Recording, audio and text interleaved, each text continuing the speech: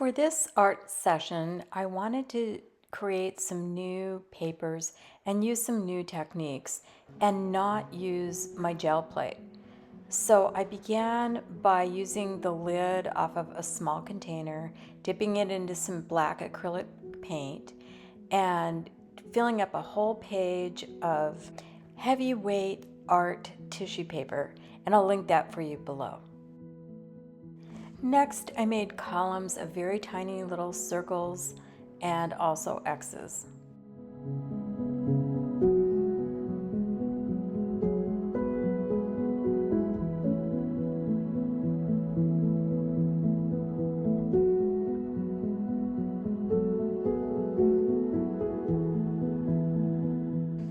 Here I'm making random marks using ink on the tissue paper.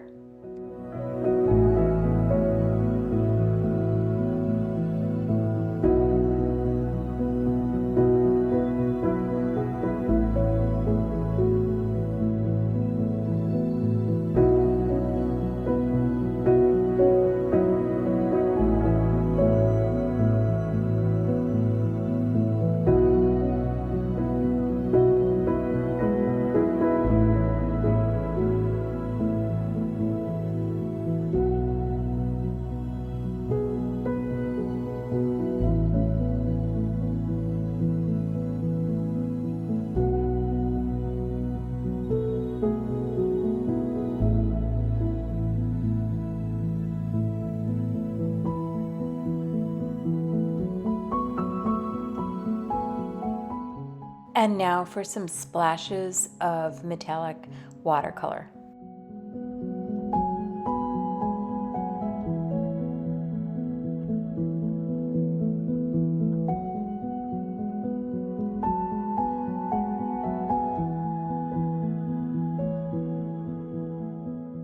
I rediscovered that I had these artist tiles in black. So basically they're just paper, mixed media paper in solid black. And I thought I would do some white first I tried using a gel pen and it didn't work so great. So I got out a Posca pen, and if you've never used a Posca pen, it's acrylic paint. It's kind of like using a marker but with acrylic paint.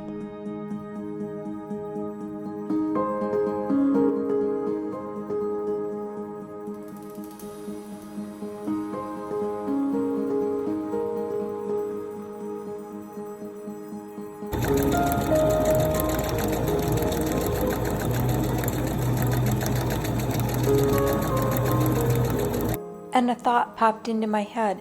What would it be like to sew on a piece of copy paper? Just plain old regular white copy paper. So I went to my sewing machine and started dialing in some of the fancier little patterns. And I started with the hearts, and then I moved over to some like little stars, and I did some leaf shapes, and it was really fun.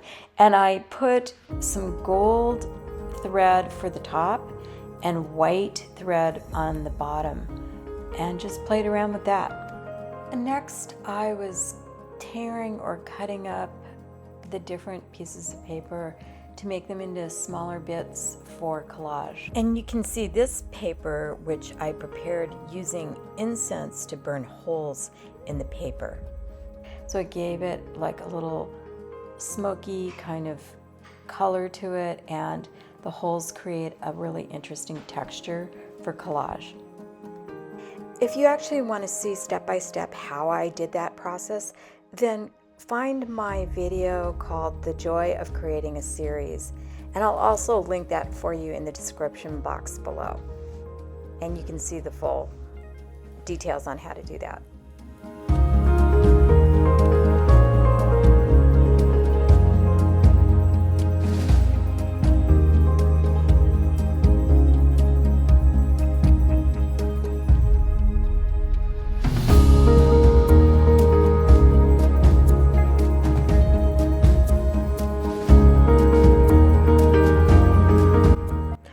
I thought it would also be fun to include this leopard specialty paper I recently purchased.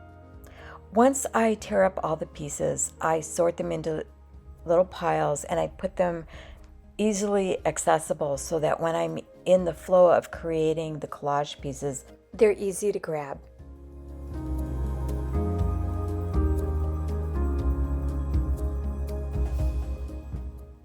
I tend to work fairly quickly when I'm laying out the pieces, and it's a matter of just sort of trying things out, rearranging, and just seeing what just feels right.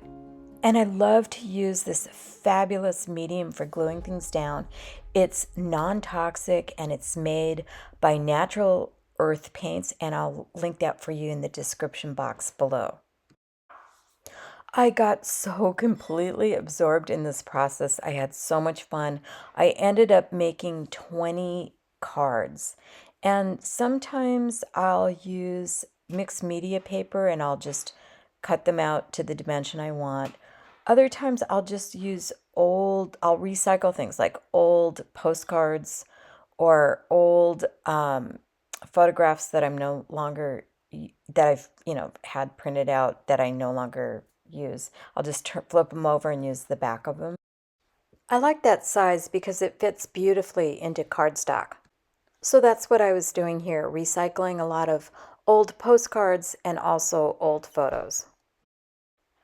While I'm working, I get certain ideas and I just stop what I'm doing and follow up on whatever idea is popping in my head. So in this case, I just went and got some metallic paint and painted the back of the card with that in the background, and then decided to use some old pattern pieces. So, like simplicity patterns from sewing, and I'll just rip them up and they'll have these lines in them and different, sometimes there's numbers or letters that go along with the pattern pieces, and it just makes for an interesting background.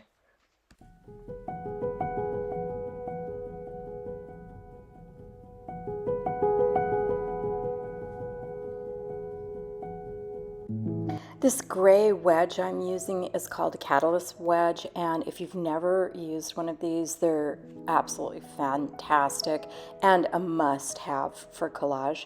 I'm going to link a lot of the things I'm using in today's video down in the description box for you below. The wedge is a game changer when it comes to smoothing out the little error pockets with your collage papers.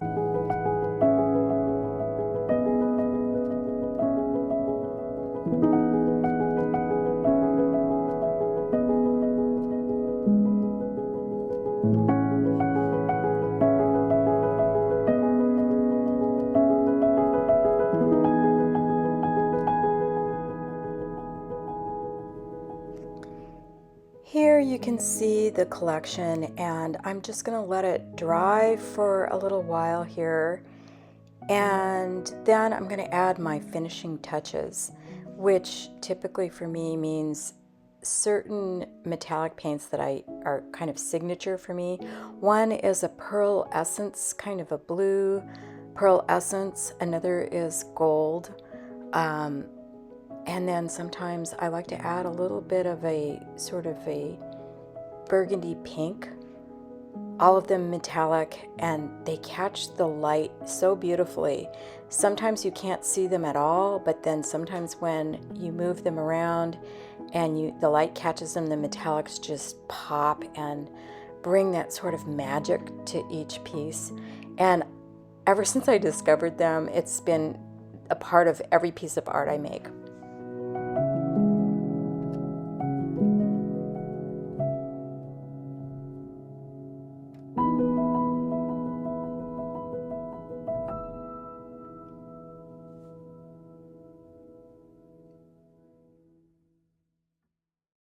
Another new thing I've never done before is to add words to my cards. So I found a collection of words that are meaningful to me, and you can do the same by going on Etsy and typing in words or particular types of words that you're looking for. And I bought the download, cut out the words, and just glued them in. So you can see in this card what I was talking about in terms of how beautiful the metallics are.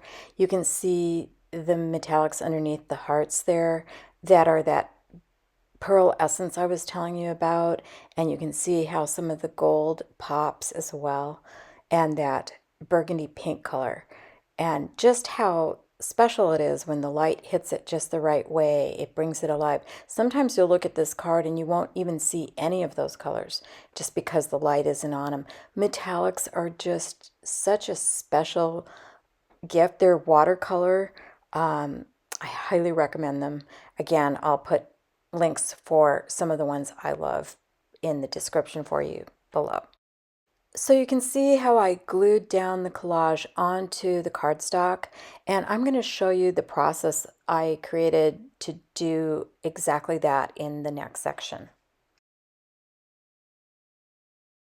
All right, so first I tore off a big piece of parchment paper, you know, the kind of paper you use in your oven.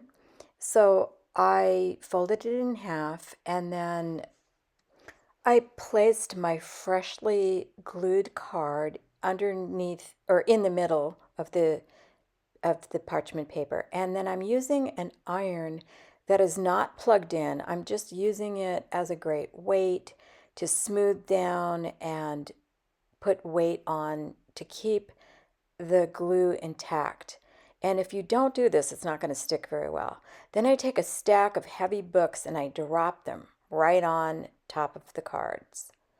And then I wait a while, maybe while I'm preparing the next card.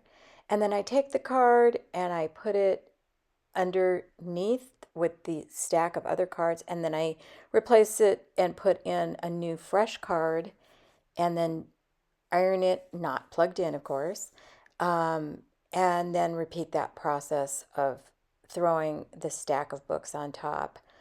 Giving that weight and a little time for it to dry really makes all the difference for it coming out nice and flat. So meanwhile, while the previous cards are over there being flattened, I'm going back to my workspace and putting together each card using the same medium glue that I love, and then using a smallish paintbrush to go along all the edges on the surface of the actual stock card, as well as making sure to adequately glue up on the back side. Now here you see I'm using a recycled old photo, and it was a glossy photo, so I really want to make sure I'm giving an ample amount of glue on there to compensate for how slippery that surface is. So covering all parts of the back of the collage. I'm just being thorough there, and then going back to the stock card and hitting it quickly in case it's dried. So double making sure that there's a lot of stickum.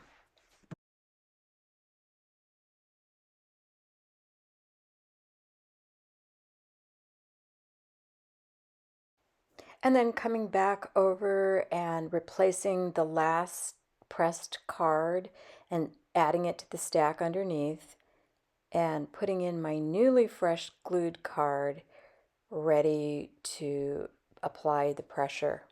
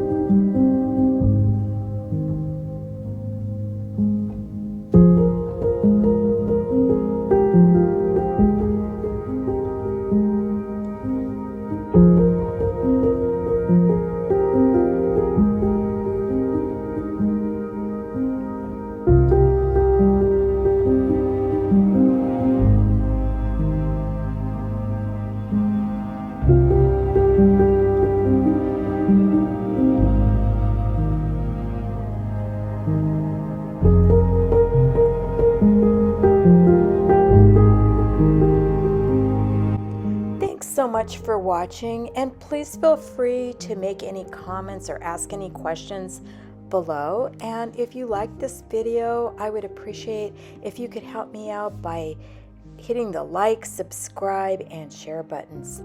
See you on the next video.